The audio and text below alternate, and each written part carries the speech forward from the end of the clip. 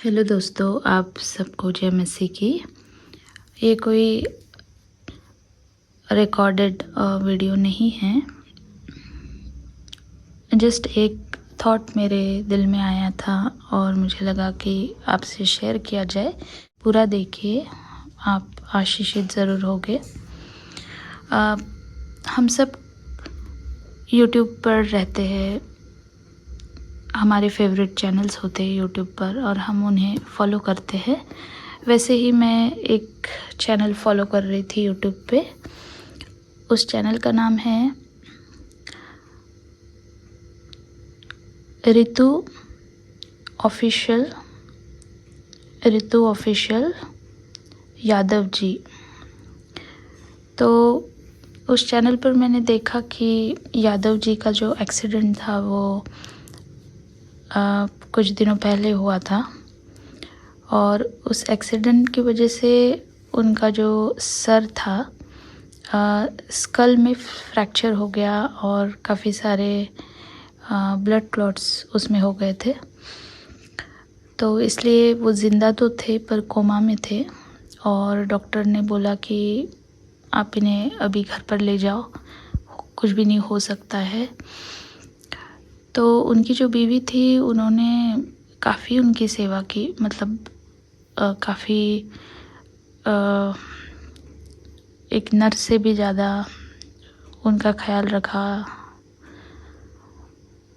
और वो बहुत रोती थी कि उनके लिए प्रार्थना की जाए और मैं हमेशा प्रार्थना करती थी उनके लिए।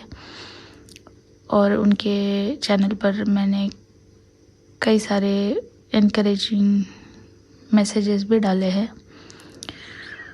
पर आज मुझे पता चला कि उनके हस्बैंड की मृत्यु हो गई है, तो मुझे बहुत ही दुख लगा क्योंकि मैं एक तरह से जुड़ी हुई थी उस चैनल से। और कोरोना की वजह से हमारे फैमिली में भी डेथ हो चुकी है।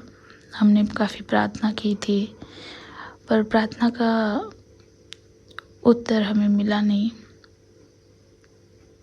और हम बहुत दुखी हो चुके थे। तो कई बार हमारी ज़िंदगी में ऐसा होता है कि हम प्रार्थना करते हैं बहुत ही दिलो जान से, पर ऐसा लगता है कि परमेश्वर हमारी प्रार्थना का उत्तर नहीं दे रहे।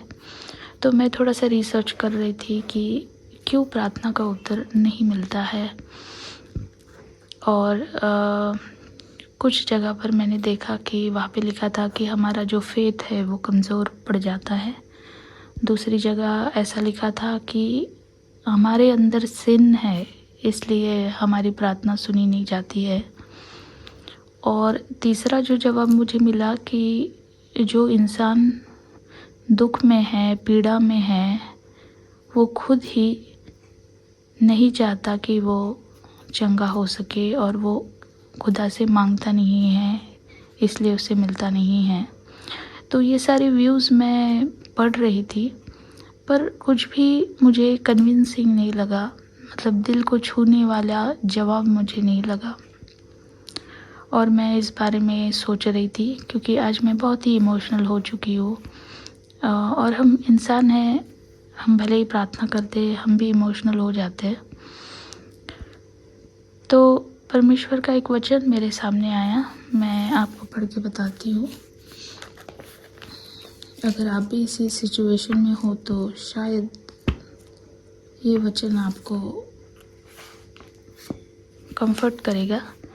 तो ये वचन है 1 कुरिन्थियन इसका 10वां अध्याय और वचन है 13 में लिखा है कि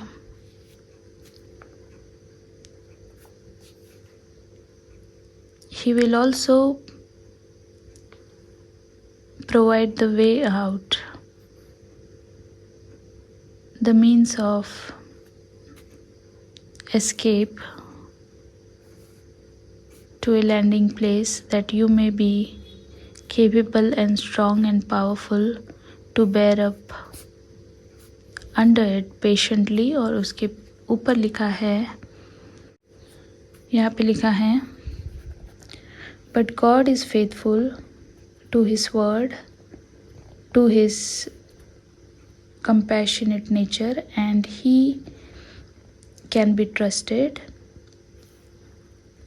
not to let you be tempted and tried and assailed beyond your ability and strength of resistance and power to endure.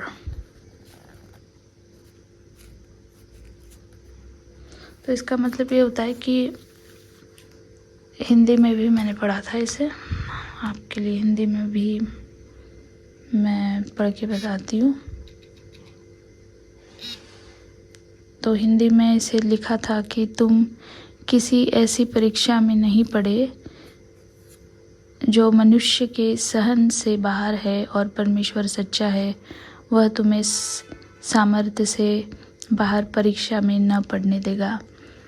तो मुझे ऐसा लगता है कि जो इंसान सफरिंग में है, जो तड़प रहा है, उसके सहन शक्ति से ज़्यादा परमेश्वर चाहते नहीं है कि उसको दर्द हो, क्योंकि सहने वाला वो इंसान होता है जो उस स्टेज से जाता है।